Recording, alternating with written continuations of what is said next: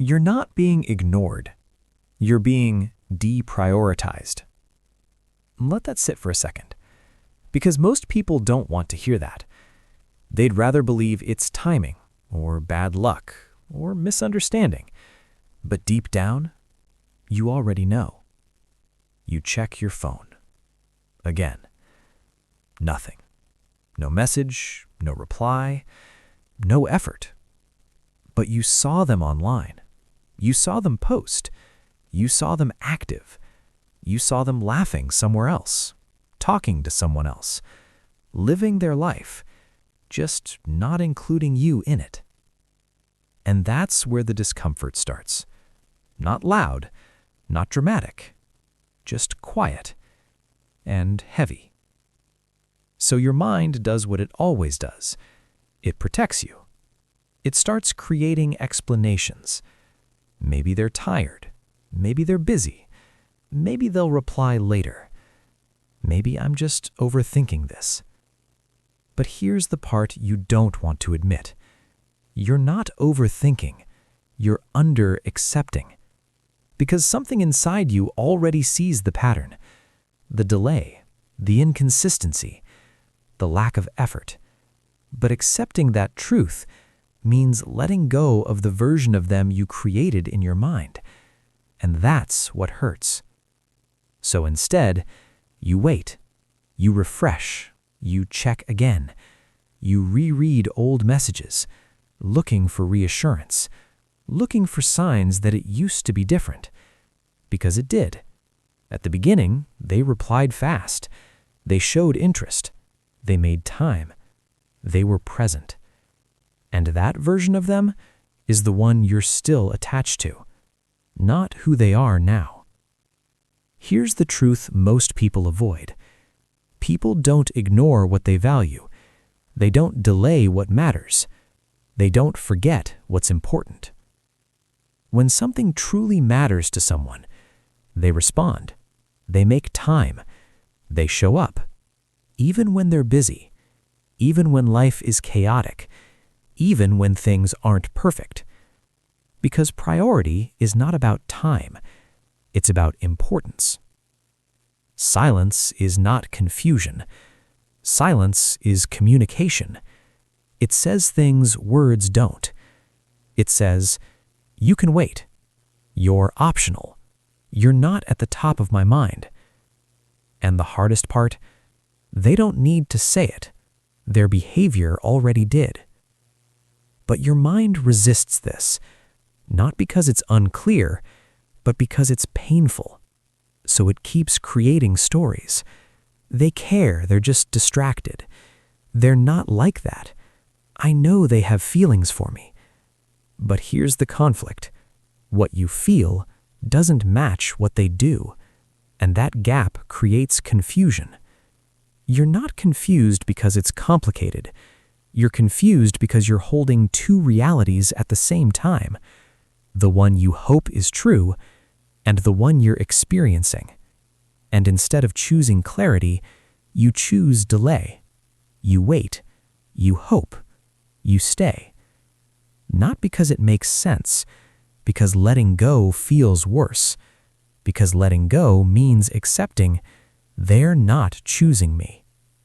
And that sentence hits harder than silence. This is where attachment traps you. It's not always about the person.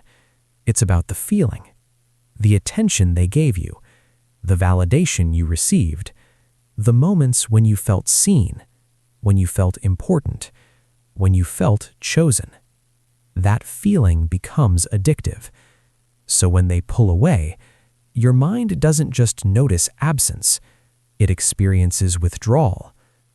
You don't chase them, you chase how they made you feel. You replay moments, you wait for them to come back, not because they deserve you, but because you want that feeling again. And this is where people lose themselves. Slowly, quietly. They lower their standards. They accept less effort. They tolerate inconsistency. They justify silence. They stay in places where they are clearly not valued. But here's what Stoicism teaches. not comfort, not illusion, truth, even when it's uncomfortable. Epictetus once said, "Do not seek for things to happen the way you want them to, but wish them to happen as they happen." What is happening here is not complicated. They are showing you who they are, not through promises, not through words, but through absence. And absence is honest. Absence doesn't pretend. Absence doesn't confuse. It reveals. Marcus Aurelius wrote something just as powerful. Reject your sense of injury, and the injury itself disappears. Think about that. You feel ignored because you expected presence. You feel hurt because you believed in consistency. But expectation is not reality. Reality is simple. They are not choosing you. And once you accept that, something shifts. At first, it hurts. It stings. It feels like rejection, like loss, like something is wrong with you. But then, clarity replaces confusion. You stop asking, "Why are they like this? What did I do wrong? How can I fix this?" And you start seeing things as they are, not as you wish they were. You realize something important. Attention is not care. Words are not intention. Potential is not reality. Consistency is value. Effort is interest. Presence is respect. And suddenly, you don't need explanations anymore. You don't need closure. You don't need one last conversation to understand, because the truth has already been shown to you, repeatedly. You were just avoiding it. And this is where your power returns, not when they reply, not when they come back, but when you stop waiting. When you stop checking, stop hoping, stop adjusting yourself for someone who isn't adjusting for you. You take your attention back, your time, your energy, your self-respect. Because here's the reality most people learn too late. If someone can go hours, days without responding to you, they are showing you your place in their life. And your job is not to fight for a better position. Your job is to decide if that position is acceptable. Because the moment you accept less, you teach people how to treat you, not through words, but through tolerance. If you stay when they ignore you, you teach them it's okay. If you respond instantly while they delay, you teach them your time is less valuable. If you keep giving while they give nothing, you teach them they don't have to try. And over time, this becomes the standard. But the moment you change your behavior, everything changes. Not necessarily them, but you. You stop over-investing. You stop over-explaining. You stop over-waiting. You become calm, clear, detached. Not cold, not bitter, just aware. Aware that your value is not determined by someone's attention. Aware that your worth is not defined by someone's response time.